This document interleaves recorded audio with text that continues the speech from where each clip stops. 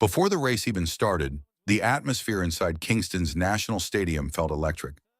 Jamaica and the United States arrived with some of the fastest women in the world, and fans knew they were about to witness something special. In this video, we break down one of the most explosive women's 100-meter races of the season, featuring Akira Nugent, Danielle Williams, Tia Jones, Masai Russell, and Jasmine Camacho-Quinn.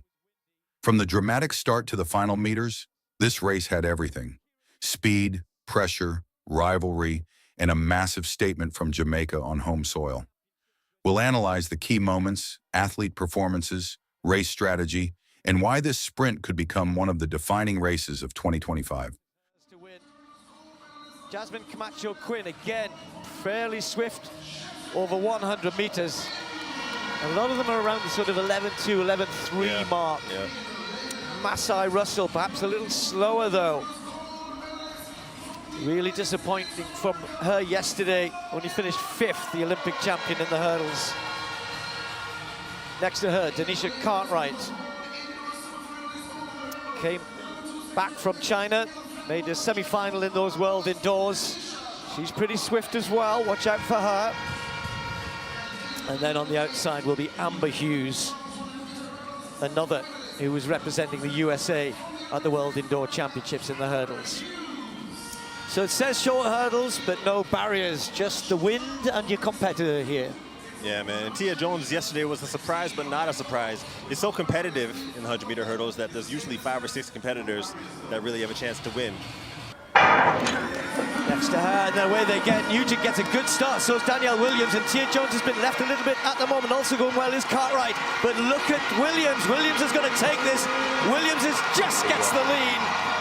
11.54, and Tia Jones was nowhere, absolutely nowhere, and almost stopped running at the end there. Nugent with 8 points in second place, but that's not going to be enough. It's going to be Danielle Williams, after running brilliantly yesterday, to take second place in the hurdles.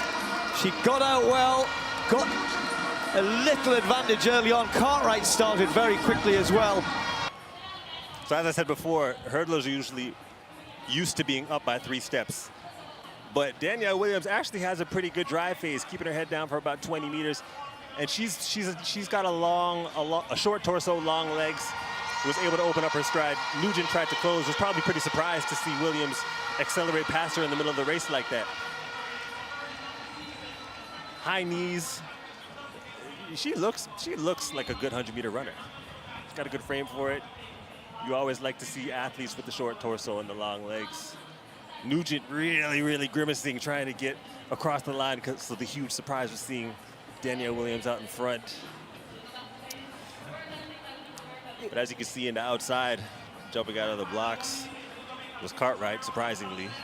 Yeah, she just faded, didn't she, in the end, and Camacho-Quinn came through really strongly. So she takes a 3rd, and that's going to mean, as we said, that Williams will be the slam champion.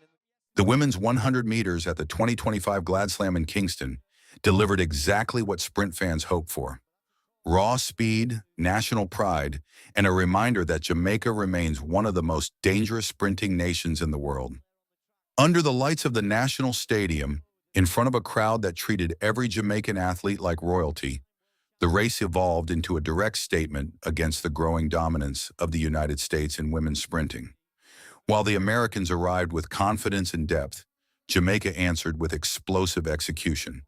From the moment the athletes settled into the blocks, the tension inside the stadium became almost unbearable. Jamaican fans understood the importance of the race. This was more than a simple early season sprint. It was a symbolic battle between 2 sprinting superpowers. The United States entered the competition with athletes who had already produced major performances throughout the season. Tia Jones had looked extremely sharp one day earlier, showing incredible reaction time and acceleration. Masai Russell arrived as the reigning Olympic champion in the hurdles, carrying momentum and confidence. Jasmine Camacho-Quinn added even more quality to the field with her championship experience and elite speed.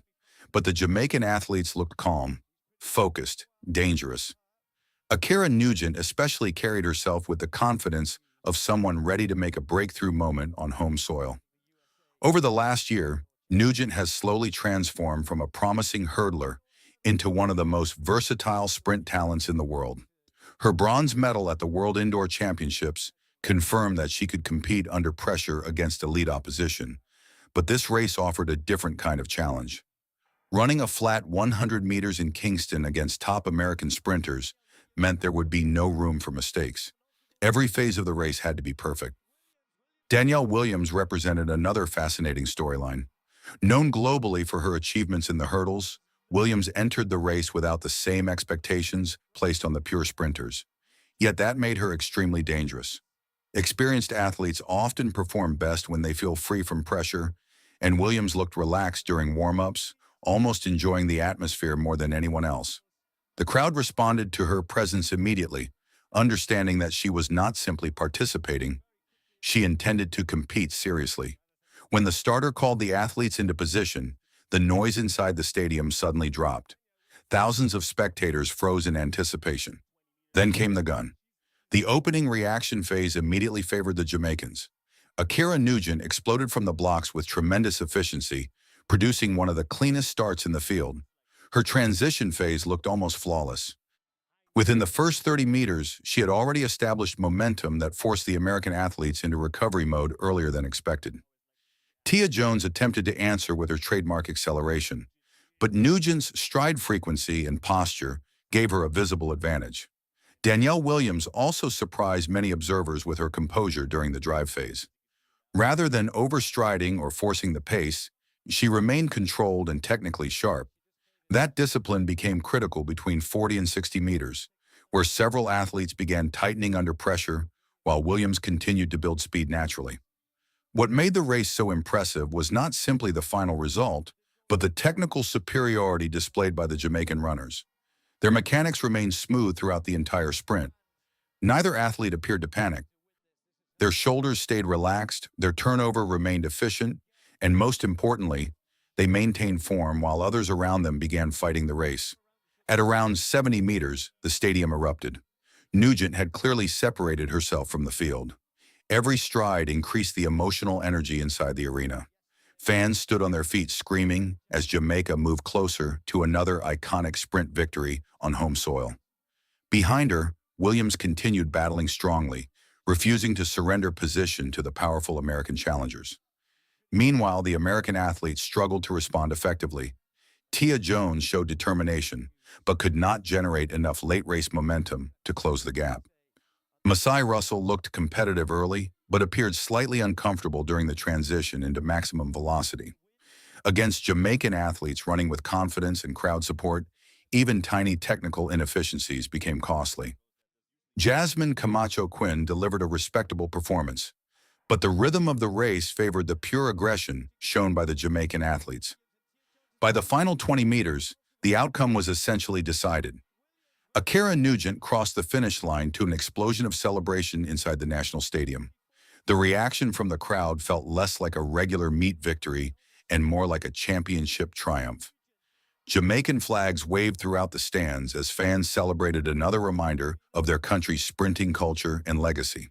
For Nugent personally, the performance represented a major statement about her future. She is no longer simply viewed as a hurdler with speed. She is becoming a complete sprint athlete capable of challenging elite specialists in multiple disciplines. That versatility could make her one of the most dangerous athletes heading into future global championships. Danielle Williams also left Kingston with enormous respect. Her performance demonstrated the value of experience, composure, and technical intelligence. While younger athletes often rely entirely on raw explosiveness, Williams proved that race management and efficiency still matter greatly at the highest level. The bigger story, however, centered around Jamaica reclaiming sprinting authority on home soil. In recent seasons, the United States has continued building incredible depth in women's sprinting, especially with the emergence of younger stars. Many analysts began questioning whether Jamaica's dominance was slowly fading after the retirement phase of legends like Shelly-Ann Fraser-Price and the inconsistent availability of Elaine Thompson-Herah. But races like this remind the world that Jamaican sprinting culture continues producing elite-level talent capable of rising under pressure. Kingston once again became the center of the sprinting universe. The crowd, the atmosphere, the emotion, and the performances combined to create one of the most memorable women's 100-meter races of the season. And perhaps most importantly for Jamaica, a new generation proved ready to carry the legacy forward.